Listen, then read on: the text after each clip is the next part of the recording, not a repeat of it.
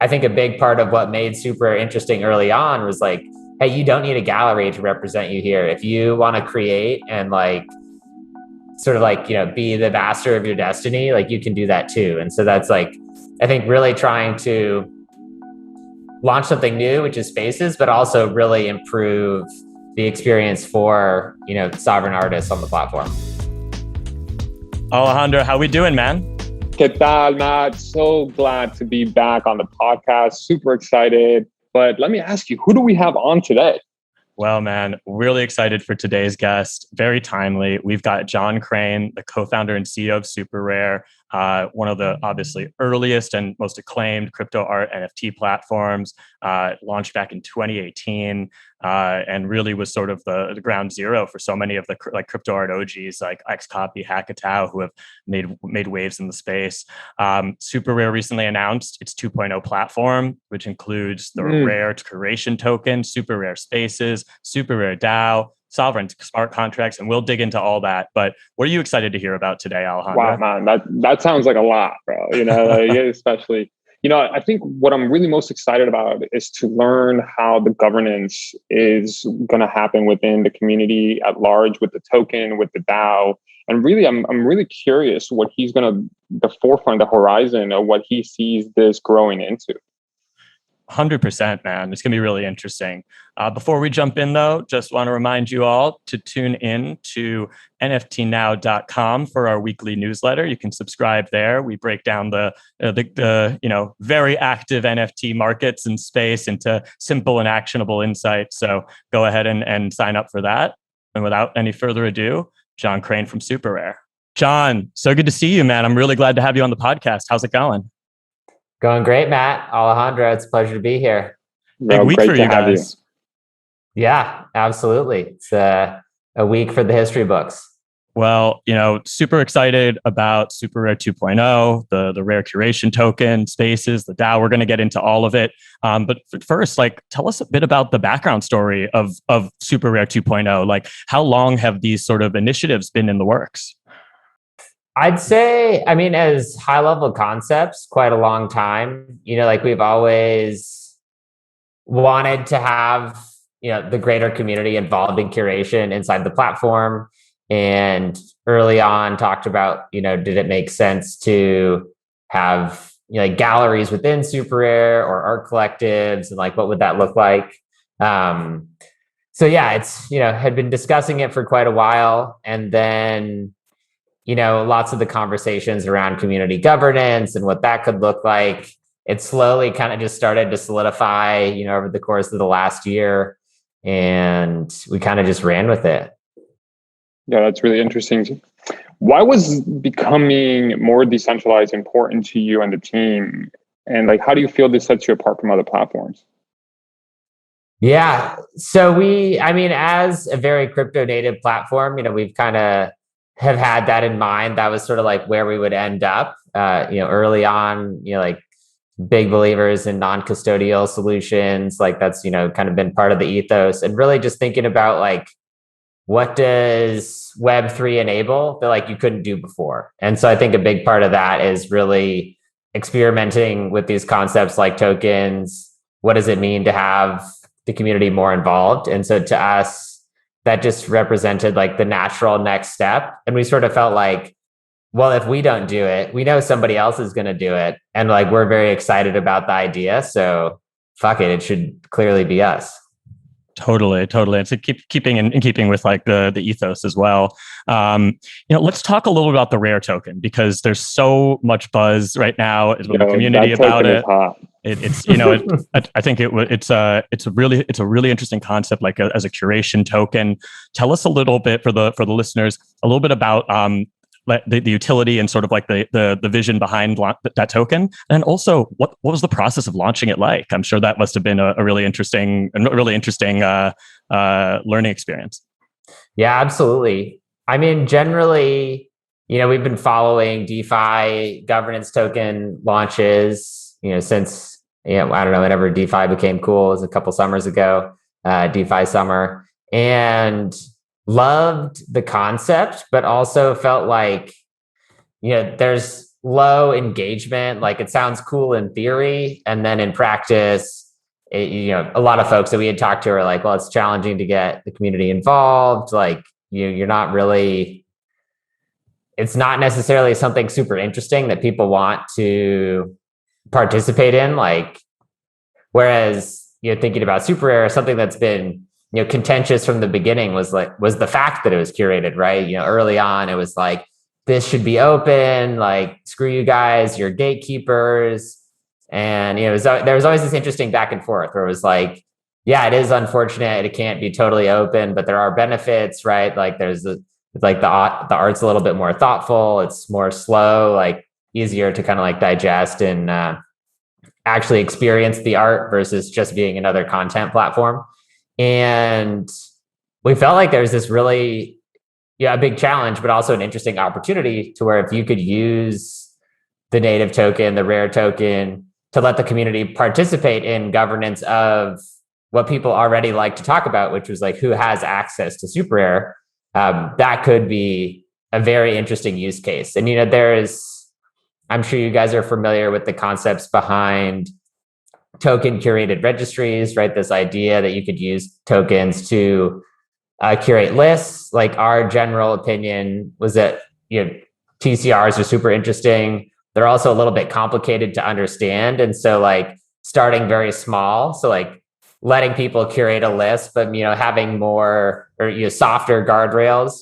Whereas like, TCR has really tried to build in very hard, rigid guardrails into the smart contracts. Could be a very interesting place to start. So that's kind of the philosophy behind it. Cool. That's super fascinating. Any sort of challenges or like unexpected or like lessons learned throughout the process of launching it? Absolutely. There's a lot to think about. We absolutely naively we're like, oh, this is going to be great. It'll be pretty easy. It'll be straightforward. And like the more every layer that you peel back, you're like, oh, there's actually more here. So as you go through kind of like unpacking, what does governance mean for SuperRare Labs, the company that helps start the network? How do we interact with this thing that we're handing over to the community? Obviously, we still have a huge stake in like helping it to succeed, but we're now just an actor in this ecosystem versus like the only people who are in charge. And so, I think we really wanted to be thoughtful, right? Like we really took a lot of time to think through like, okay, how can we actually progressively decentralize this? What does the stages of the rollout look like? And also, how can we message that? I think a number of teams launch a governance token and it's like, oh, it's going to be great. We're all going to own this thing together. But like, what does that actually mean in practice? That was something that was, it was very deep, and we kept like, the more you dig, the more you find. And so we really tried to settle on something that was pretty simple that people could understand, but that was also, would be interesting. That's really, really awesome, man. And just kind of off the top here, like, was there anything that you guys had on the board initially that didn't make it on to SuperRare 2.0? Yeah, absolutely. I mean, there's, tons of different ideas. I think, some of the fun ones are thinking through like, okay, what kind of interesting token models could you have with, artists, and like what other types of curation could you have? Like, so one of the early ones was like, what if you could, stake on artists or like stake on a piece of artwork, or just, so like different ideas like this, whereas maybe bringing in, more of those kind of like financial games from the DeFi world. And like, could you leverage those to, produce interesting curation? I think that stuff's still on the table, right? Like, it's not like the end state. We're with the launch, like we're trying to recruit the community, get people excited. We're saying like, this is our best guess at like a workable model, but it's, this is the beginning, not the end. Like, let's build this together. So I think there's a lot of interesting things, we could kind of continue to build upon, but plenty that didn't make it into the final production. For sure. This is only the beginning. Exactly. So, I think it's really interesting, like just sort of the concept of the rare token and how it will really sort of it'll shift. It's a market shift for the curation approach at SuperRare. And so I'm interested to hear your thoughts on like striking that balance between like maintaining SuperRare's sort of curatorial quality while also still onboarding new talent via this tokenized community. Yeah, it was something we thought quite a lot about. Like curation is really challenging, right? It's like, it's tough. People are going to have opinions. It's tough to do well. And, like somebody, like on one hand, amazing curation, for somebody else is like, terrible curation. So it's an interesting balance, like you said. But we really wanted to, whatever the process we ended up settling on, we felt like it was important to have, subjective opinion still be a part of it. So, like we thought through like, maybe we should have an invite system and just like generally make SuperRare more open, and then kind of dialed that back because it was like, well, if we go that route, then you kind of just end up people like handing out invites to their friends. And like, so how do you still maintain like a high bar of quality? Like have, thought go into who are the artists, who are these, groups of people who are coming on. And that was kind of how we ended up with the Spaces model, right? Like our model is in its, or like, the Super 1.0 model is not scalable in that we can only review a certain number of applications. We're also limited by our own opinions and experiences. And so by like, opening up these spaces, which are kind of like dedicated curatorial areas, we're saying like, hey, here's somebody who really cares, or, the community can say like, here's somebody who really cares. They have a story, they have a message, and let's let this person, run wild with the existing tools and patterns that we kind of created to start with. So we felt like it was a good, as a step towards opening up, we're going to be able to have higher volumes of artists, more people reviewing, kind of like doing outreach, but at the same time, their reputation is on the line for their space as well. So it's not just us. So it's kind of like taking our tool set, but now like giving other people the opportunity to, show the world that they can curate. That's really fascinating, man. And I think like, I want to dive deeper into the SuperRare Spaces because I think that that's a really key innovation in terms of scalability. Like how do you guys envision doing these curated storefronts in terms of artists, collectors, brands, etc., and how will they be chosen? What's the criteria there? Yeah, so we have some kind of like templates for proposals that we think are good models that we're going to be rolling out. And so, there's a SuperRare council who is sort of like helping to guide the ecosystem. So like what we wanted to not end up with, which was like just tons of half-baked proposals, people, like lots of chaos. We're like, okay, we want it to be, we want there to be some chaos, but we should also kind of want it to be structured. And so, we looked at, I think, Synthetics has a pretty interesting governance model, which they kind of like drew upon Bitcoin's governance model, which was like, based on like early Python, sort of like open source governance models.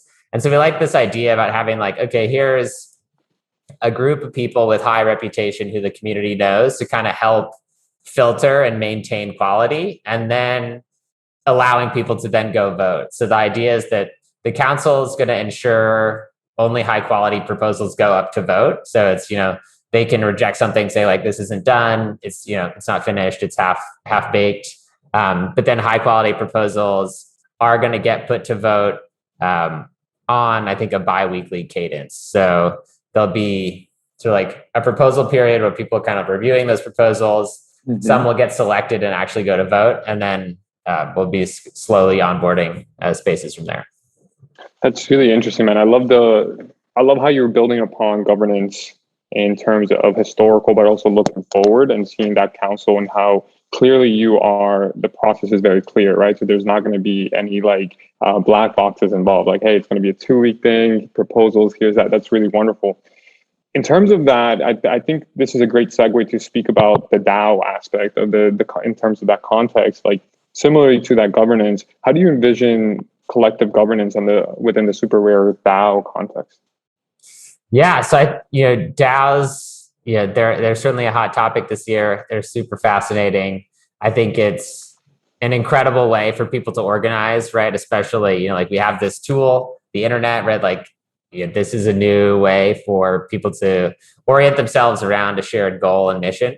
And, for us with SuperRare, it's like, how can we build a better art market, right? Like, how can we support more artists? How can we support more collectors? And kind of just bring art into, the metaverse where we're all headed. So I think that's the mission. And just thinking through the DAO, right? We have a team. The team's going to continue to grow, work on the protocol, build more tools. But at the same time, I think one of the beautiful parts of open source software is anyone can submit things. Like, right, people can build interesting tools and contribute updates to the protocol itself. And so I see the DAO playing a very important role there, administering developer grants, artist grants as well, right? There's a ton of experimentation. I think it'd be super interesting to see, more art for the sake of art, right? Like NFTs are still only a few years old. I think there's plenty to do as far as like adding utility, interactivity to them. Mm-hmm. And so I see the DAO as sort of the central actor helping to coordinate, growth within the ecosystem. What do you envision in terms of the DAO? Where do you think it's going to be in 12 months in terms of community engagement and where new products are going to come out of that? And do you envision like new development, new products, new innovations from the community as well? And what's your dream for the next 12 months with the DAO? Yeah, so 12 months from now, I would love if we have a fully operational developer and artist grants program. So I think that's one of the first things where, there's an opportunity to get involved and, you don't have to go through an interview process or anything, right? Like you can just be on the internet. If you're contributing code, if you're contributing art, I think you should be, rewarded for it. And so I think having the DAO set these grants programs up would be super powerful. And then also, I think there's just a lot of different directions that this could go. And so I sort of see the DAO as a way for, like, we're not the central team anymore. Like we're participating, but we're not the only ones, steering the ship. And so I think there's very interesting things with, what does fractionalization look like? How to, and like, super interesting things like, I think it's like the bid parties, right? These are like super fun, very interesting things, very aligned with what, SuperRare's mission is. And so how can, these plug into the SuperRare ecosystem? Like what can SuperRare kind of like innovate on top of them? Like, what does that look like? And I think, sort of tapping into the genius of the hive mind is a great way to go about that, as opposed to us just saying like, okay, here's what we're going to build next. I mean, like we're going to be building new features, but allowing other people to step up and say like, well, here's something interesting. Check it out. I already wrote some code for it. For sure. It's interesting. I mean, there's so much in the announcements, really, really like exciting initiatives. And obviously the rare tokens getting a lot of attention, the DAO, the spaces. But one thing I think that caught my eye and I'm really interested in is the custom smart contracts capability, which I think is like really fascinating. It opens up like an interesting new opportunities. I think it's been one of the interesting things to watch in the space has been sort of the innovation on that front, watching organizations like Manifold and what they've been doing. And also in addition to that, the ability to import artworks that were minted elsewhere. So I'd love to hear your thoughts on, what sort of how you envision like custom smart contracts playing and enhancing the SuperRare like ecosystem, and then also like how will importing those other artworks work? Yeah. So, actually we announced a couple of years ago that we were going to be integrating CryptoPunks, and then ended up like never really being satisfied with like how it looked in the product. And so we didn't, go forward with that, but have always felt like, there's a bunch of interesting art out there. And it was this kind of just due to the limitations of, Solidity and the tool sets. There are these like platform branded smart contracts, which, made sense because they were easy to launch, but didn't really make sense in the like, no matter where Xcopy mints a piece of art, it's interesting because Xcopy minted it. It's not necessarily interesting because it lives in a specific smart contract. And so there was this idea of these smart contracts having more weight than they actually did, in our opinion. We were like, what's interesting is like the art itself. It shouldn't matter. That should be like a small detail versus like the most important detail. So I've always felt like, a multi-smart contract approach was the way to go. And so, with kind of like how we're positioning it as like, the sovereign artist smart contracts, like having their own branded smart contracts is really cool. I love the work that Manifold's doing. There's a ton of interesting art that's been put out. And so really just having that as part of SuperRare and like part of the artist profile is what's important to us. So I think just like building out more tools so people can experiment and have more optionality, I think is definitely the way to go. And so this is like a first step towards that, where, it's not really about where the art was minted. It's like who minted it and, how it's displayed. That makes total sense. And, it's amazing, like arriving to this moment, if you think about like all of the events of like the past 6 months, year even, when you like set out to like, think back to like when you like set out and like founded SuperRare, and like to see sort of SuperRare like being at like the forefront of like earlier this year when all the attention was on like the OG crypto artists, and like guys like Xcopy were suddenly becoming like blue chip artists that were commanding really really significant like sales figures and all of that. And like I'm curious to hear like what was it like sort of being at the forefront of that and seeing sort of the platform kind of explode in that way, and then and how does that kind of like tie into like your original vision when setting out to found it? Yeah, well, it was certainly shocking. I think, early in the year, we were like, wow, huge month. This is probably, we were like prepping the team. We were like, there's been explosive growth. Marketplaces are super volatile. This is a new market. So like, everyone expect lots of ups and downs. Like, it may feel like we're starting to make it. We have not made it yet. Like there's a lot of work to do. So, we were like trying to prep people. And then it just kept going. It was like January was an amazing month. And then February was like 3 times January. And we're like, well, this is going to end, obviously. And then March was insane. And we were just like, I mean, I'm not complaining, but this is just totally crazy. So it was very exciting. And I think NFTs kind of jumped into the mainstream just way faster than we imagined would be possible. So that was, pretty incredible to see. And honestly, what was interesting though, too, is like, it wasn't very surprising. I think we had, just for me and like part of the original inspiration behind SuperRare, a lot of the artists that I liked and the art that I liked it just lived on the internet, right? It was like people like Xcopy who make incredible GIFs. It doesn't make sense to get just one frame printed out or something. So it's like, how do you collect this and show it off in like, in our digital, in the growing metaverse, right? Like, so it wasn't a big surprise. It was surprising how quickly it happened. And, I think we always knew, like, since day one, that it would be a very social thing. I think that was like early on, some of the attempts at digital art experiences and collecting platforms like really lacked the social element. And to us, it was like very obvious that had to be at the core. That's really fascinating, man. I love that intentionality that you're having. And I think it shows in the way that you guys launched it. That was really awesome. Now, like shifting away a little bit and scoping out a little bit from SuperRare and like bringing it into the NFT a little bit more personal, like getting your vibes and your take on this. What was it like being at the forefront of the OG crypto art boom earlier this year? You mentioned that like the January, February, March boom was just like crazy. What was it like to be there at the forefront?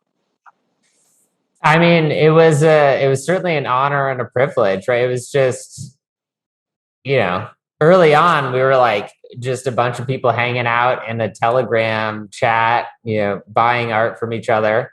It was super fun, right? Like it was like you could tell that there was something there, but having all the spotlights from the world be like put on this, kind of small little community that we were like, we would tell people, like this is a niche within a niche, right? It's like crypto is already still a little bit obscure, and then it's like, oh, here's this weird, like collecting art using like crypto as like the infrastructure was even more niche. And so, yeah, it was super exciting. Also like overwhelming. Like there were days when I'd be like typing responses to emails, and I could just see like, by the time I finished one email, I had received 5 more emails. It was just like, I'm not used to this. Like, this is just a fire hose. So there was certainly a learning curve there.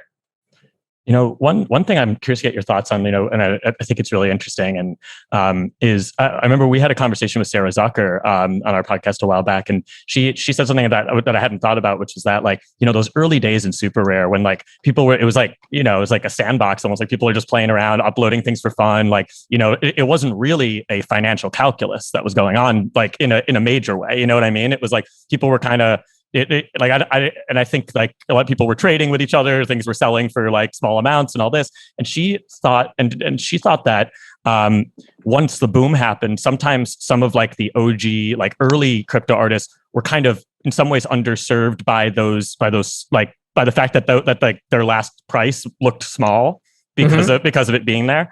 And one thing that it seems, it seems like so many of the OG artists feel really like validated and are really excited about the rare airdrop that you did, because being on time on the platform and all that, and the fact that they had minted so much, like those were all factors into that. And so just curious to hear your thoughts about when rolling out SuperRare 2.0, like how important was it to do right by those like OG artists who were some of your earliest users, and how do you kind of like envision sort of their role within the community as everything develops?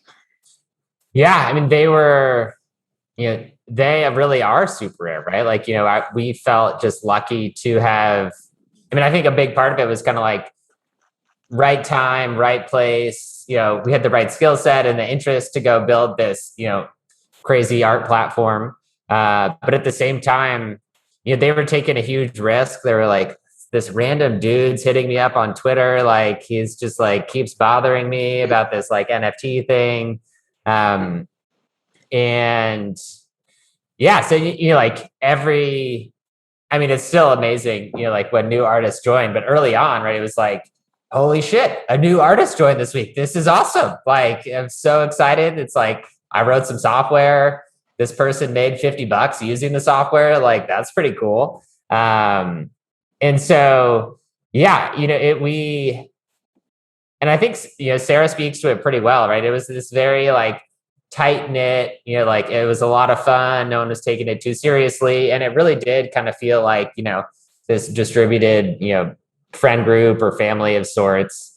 And so, yeah, it was super important, like, very grateful. Like, they all took big risks, like, took time out of their day to like give us feedback, right? Like early on, it was like, oh, how do you like this? Oh, the buttons are in the wrong place. Like, oh, cool, we can move those. Like, just like lots of back and forth pushing updates.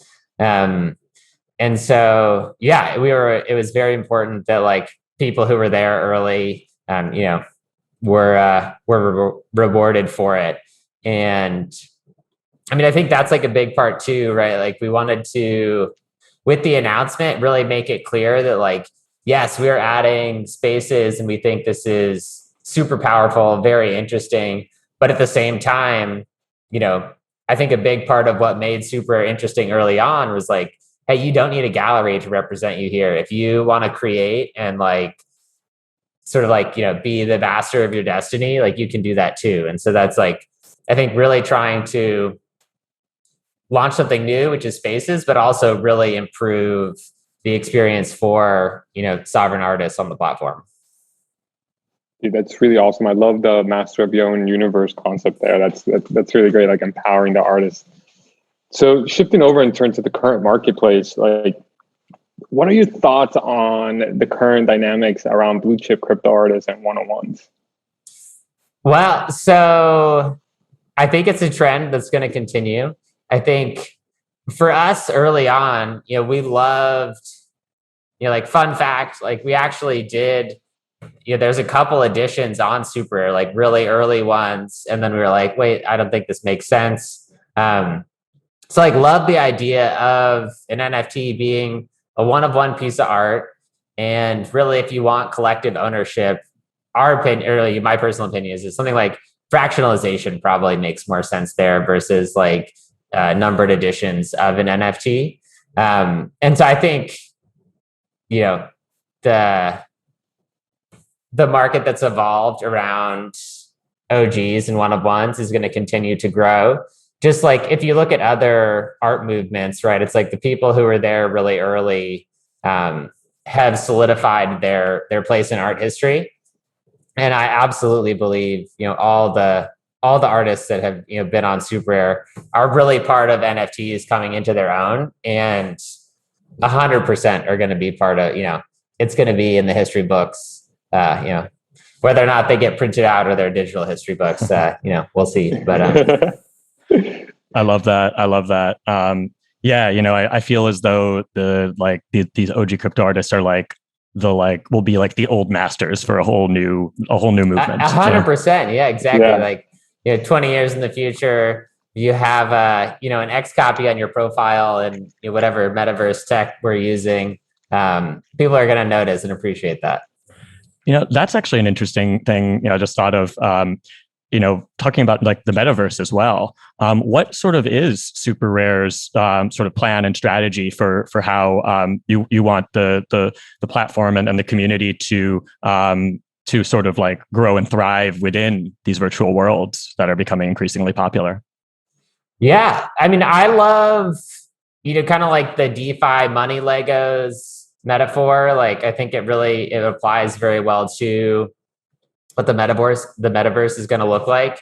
So I think open standards and open protocols for, how the metaverses get rendered, asset ownership in those different metaverses really is the way to go. So kind of like building for openness, right? Let's see, like early on, talking to folks that were like, oh, well, if you can take the art off of SuperRare, like, you're never going to like build any network effects. It's not going to work. And I think that actually the opposite is true, is like giving people the optionality makes everything way more powerful. And so like, if everything works together, right? Like that was part of why I thought NFTs were so interesting. It was just like, these are going to work in every wallet. You're going to be able to sell these assets on any exchange. Like that's super powerful, right? That's the game-changing thing. And so interoperability, I think, is absolutely the way this gets built. So it's around like having well-defined, simple standards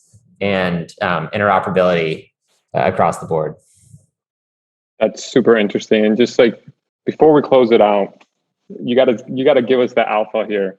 What are some of your favorite rising artists right now that you're seeing? Oof, this is a tough call. I feel like I should always prep for interviews with some of my favorites. I mean, to be honest, I guess like just personally, Neurocolor. I don't know if you've seen any of their work on SuperRare. That's just like some of my favorite right now. I think like I'm just watching the marketplace, seeing if I can snipe anything. Hasn't happened yet, but absolutely one of my top favorites. Let's see, who else? In the meantime, what was your first NFT? What was the first NFT you purchased? Let's see. So on SuperRare, the first NFT I purchased was a Hackatao. And nice touch. Yeah, it was actually the first ever Hackatao that was created. I was like actually like sitting at home, like waiting for the tokenization to happen. I was super pumped. And I swooped in there and bought it before Jonathan or Charlie could. So it's very exciting. And then I sold it, I don't know, maybe like, I guess it was like 6 months later. So we did a show at DevCon 3 in Prague. So we had like all these iPads up, and it was kind of like the gallery / charity auction. And things were not selling very well. But like we did get a couple bids on this Hackatow, and I was like, I don't really want to sell this, but like it's not a good look if we don't raise any money for the charity auction. So like I guess I will. And so I famously sold that Hackatow for, I think it was like 3 man of the people. Yeah, 3 man of the people, which was like $800 or something at the time. Not a whole lot, but I'll just, it's for the cause, for the cause, exactly for the cause. Well, man, I think it's been a pleasure, like having you on. Really great to hear more about the exciting initiatives that you guys are rolling out. I say keep up the good work, and we're excited to see how SuperRare continues to push the envelope for what an NFT platform can be. Awesome. Well, Matt and Alejandro, really appreciate you guys having me on, and right back at you. Love what you're doing. So keep it up. Appreciate that. All right. Take care, John. All right. You too. Wow. What a conversation, man. What stood out to you? What stood out for me is how committed John has been to playing the long game, and how this has always been in the roadmap since 2018. It's so easy and so simple to play the short game, like the microwave startup game of like, hey, let's just do something quickly, let's get value and then sell or exit or things of that nature. But what was really impressive was when John was like, hey, this has been in the works since day one. It's just that it was a staged release, and that was really impressive for me, like the long-term vision and the long-term game that they're playing. Yeah, man, totally agree. And I love the fact that he, was really thinking about, like you said, both where SuperRare has been and where it's going. I think it's really cool that, with that airdrop, he really took care of those OG artists that have been a